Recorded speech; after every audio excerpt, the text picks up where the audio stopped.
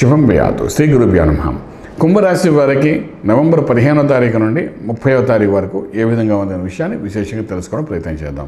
కుంభరాశికి ముందు చూస్తే నువ్వు వెనక చూస్తే గుయ్య అంటే జరుగుతుంది. కారణం ఏమిటంటే కుంభరాశి నుండి ముందు కుజుడు నాడు, వెనక శని ఉన్నాడు. శని దృష్టి కుజుడి మీద పడి ఉంది. కుజుడు దృష్టి మళ్ళా తీసుకెళ్ళి అక్కడ చూసుకుంటే చతుర్థ స్థానం అయితే మిథునం మీద ఉంది. ఓకే, కుంభరాశి వారికి చతుర్థంలో రాహు ఉన్నాడు. రాహు చతుర్థ స్థానం అంటే తల్లిగారి యొక్క అనారోగ్యం గురించి చూపిస్తుంది. కుటుంబ స్థానంలో చూస్తే కుజుడు మీద శని దృష్టి పడడం వలన కుటుంబ స్థానంలో కొన్ని దోషాలు కనపడతాయి. అలాగే మనం చూస్తే అష్టంలో శుక్రుడు బలహీనంగా ఉన్నాడు, నీచంలో ఉన్నాడు. దానివల్ల ఆరోగ్య విషయమే కాకుండా ఆయుష్ విషయంలో కూడా కొన్ని తేడాలు కనబడుతున్నాయి. ఓ రకంగా చెప్పాలంటే నెగిటివ్ ఎనర్జీ ఫామ్ చేసే గ్రహాలు ఎక్కువగా కనిపిస్తున్నాయి. పాజిటివ్ కూడా నెగిటివ్ బాగా ఎక్కువ కనిపిస్తున్నాయి. అలాగే మనకి ఇక్కడ భాగ్యంలో బుధుడు బాగున్నాడు, అద్భుతం. రాజ్యంలో మనం చూస్తే కేతువు, రవి చాలా అద్భుతంగా ఉన్నాడు. లాభంలో గురుడు, వ్యయంలో శని కూర్చున్నాడు. ఇవన్నీ ఒక ఎత్తు కనుక main health is a wealth అన్నాం. ఆరోగ్యమే మహాభాగ్యం. ఆరోగ్య సంబంధించిన సూత్రాల దగ్గరకు వచ్చినప్పుడు మనకు కొన్ని దోషాలు కనబడుతున్నాయి తప్ప ఐశ్వర్యం విషయంలో ఎటువంటి ఇబ్బందులు పెద్ద కనిపించట్లేదు. ఈజీగా సంపాదించుకునేట్టుగా కనబడుతుంది. కానీ ఆరోగ్య జాగ్రత్త లేనప్పుడు ఏం సంపాదించడం లాభం లేదు. ఇక్కడ ఆ ఆరోగ్య సంబంధించిన స్థితి నిలదొక్కుకోవడానికి కానీ ఇక్కడ ఏంటంటే సంకట విమోచన అయినటువంటి ఆంజనేయ స్వామికి ఆరాధన చేయడం చాలా ప్రాశస్యం వహిస్తుంది. ఇక్కడ ముందు చూస్తే కుజుడు, వెనక చూస్తే శని కూర్చున్నాడు. శని యొక్క విశేషమైన దృష్టి కుజుడి మీద పడింది. అంటే కుటుంబ స్థానం మీద ఒక బలహీన స్థితి ఏర్పడుతుంది.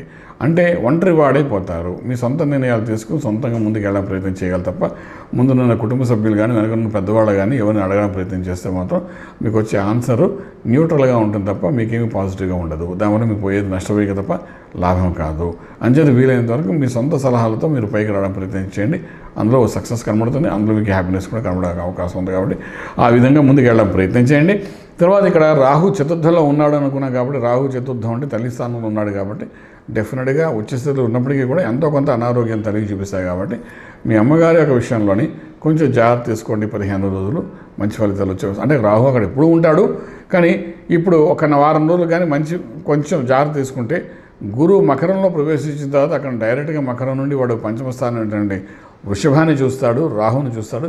ఒక్కసారి గురు దృష్టి రాహుని పడిందంటే అక్కడ ఆటోమేటిక్గా ఆ దోషాలన్నీ తగ్గిపోతాయి. కాబట్టి ఒక్క వారం రోజులు అంటే మనం అనుకున్నట్టు ఈ యొక్క గురుడు మారేంతవరకు, గురుడు 20వ తారీఖున మారుతున్నాడు మకరంలోనికి, అంతవరకు ఇబ్బంది ఉంటుంది. కాబట్టి అంతవరకు జాగ్రత్త తీసుకోవడం చాలా బాగుంటుంది. ఈ మధ్యలో ఏ క్షణంలో ఏమైనా జరగచ్చు అమ్మగారికి, అంచేత మీరు జాగ్రత్త పడండి. ఇవన్నీ కొంచెం చిన్న జాగ్రత్త తీసుకుంటే సరిపోతుంది. తర్వాత అష్టమంలో ఉన్న శుక్రుడు యొక్క ప్రభావం అయితే బాగా కనిపిస్తుంది. ఈ శుక్రుడు యొక్క ప్రభావం వాడే యోగించేవాడు వాడు అష్టమ స్థానం ఉన్నాడు కాబట్టి అది దోషం కింద తీసుకుంటాం కాబట్టి యోగం కింద తీసుకోవడానికి అవకాశం అయితే ఏమాత్రం లేదు.